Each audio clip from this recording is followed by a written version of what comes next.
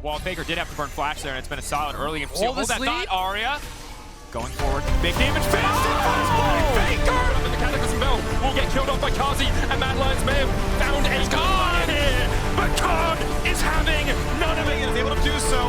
Big health comes across, Ward have to kick backwards. He's just going to have to kill out Viper. He's running for his life. His health bar is at 1, and he's going to go down at 2k. Is it a possibility? They get it lower and lower, and the miracle happens. Like a lot of word, that is a lot of damage. Position, Chris below, there's the wild gun, that's what they were waiting for, and here comes Fiddle once again, dives onto the back line for the damage here, Nugget is down, Chris is down as well, and Rogue there found that peach, he will not go out quickly, now jumping in, oh baby, anymore, oh Bimbo, stun, crying down, and it's going to be the target, does he have the subject to keep himself alive, it does not work, it's unfaithful as well, and he tries to turn it around, and dives to the needlework, oh Hanabi, Hello, I'm Sjokz and welcome back to Ultimate List, the home of all esports' craziest and most legendary moments of all time. Finally, after a month filled with hype matches and shocking upsets, this year's World Championship has come to an end, with EDG crowned as our newest champions. EDG's path to the Summoners Cup was long and arduous, overcoming 3 5-game series after a competitive group stage, producing some amazing plays every step of the way. But EDG weren't the only team making plays at Worlds. The tournament was full of highlights we'll be looking back on for years to come. In fact, that's exactly what we're doing today.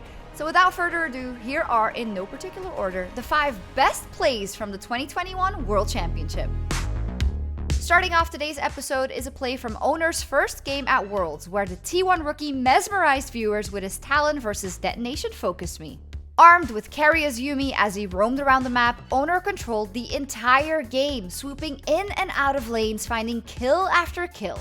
And when it seemed as if Owner's perfect 4-0 stat line was about to be ruined, the cat-carrying jungler annihilated 4 members of DFM. It's going to be a sleepy Graves, but he managed to get over the wall. Big shadow assault.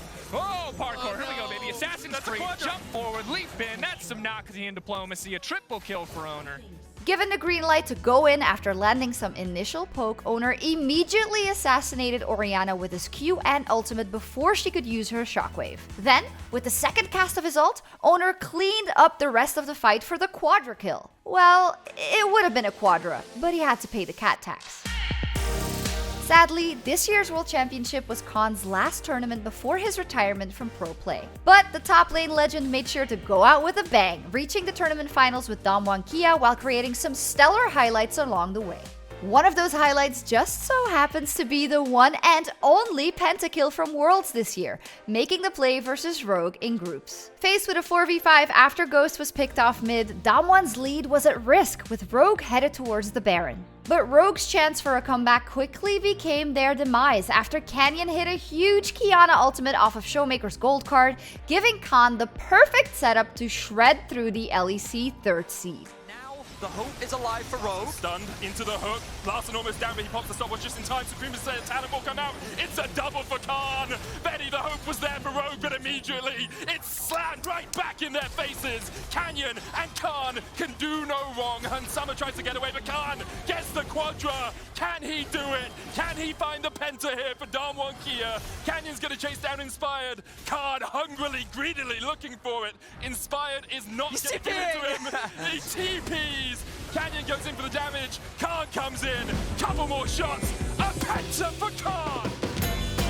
Although Rogue failed to make it out of groups this year, Hansama left Iceland looking like one of the tournament's strongest AD carries, playing out of his mind both in lane and in team fights. Funnily enough though, Hansama's most impressive play at Worlds actually involved him running away rather than fighting, breaking FPX's ankles in one of the slickest escapes I've ever seen at Worlds. Over there as Chris just pays a visit is Hansama battling against LWX. That's the bullet time. He's taken down relatively low, but Nogari's teleported in. That's the curtain call, and Hansama doesn't have a whole lot of places to go. He's playing some DDR pretty decently here. Is now trying to work out when he has the opportunity. He's got the strut available as well, and he gets himself out. Faced with a Jace flanking him from the river, Hansama dodged almost every ability thrown at him, all while baiting Nagari into the tri-bush before flashing over the wall to escape with MF's added movement speed.